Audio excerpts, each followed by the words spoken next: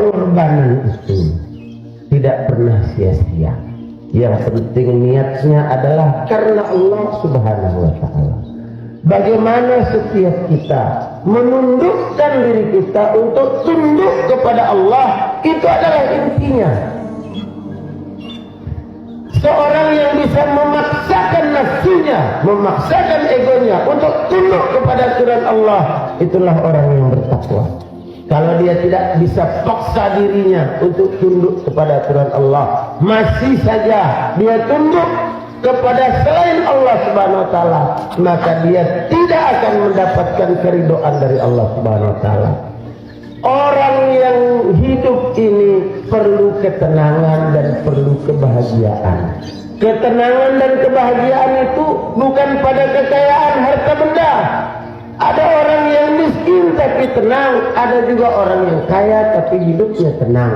Ada orang yang kaya hidupnya susah, ada juga orang yang miskin hidupnya susah. Hidup tenang atau susah itu ternyata bukan karena miskin atau karena kaya. Ketenangan itu ada Allah yang kasih di dalam hati kita ini. Allah yang kasih. Dari mana Allah kasih? Allah peduli kepadanya, maka Allah kasih dia. Tapi kalau dia lupa kepada Allah, maka Allah tidak akan peduli kepadanya.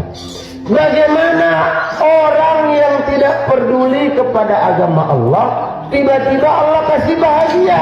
Tidak mungkin, Allah tidak bodoh.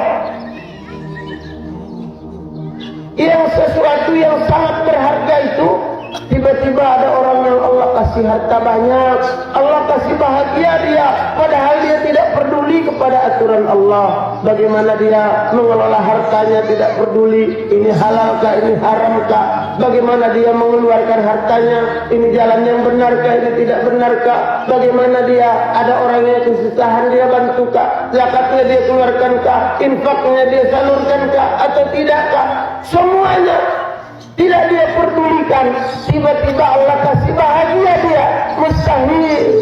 Mustahil. Mustahil.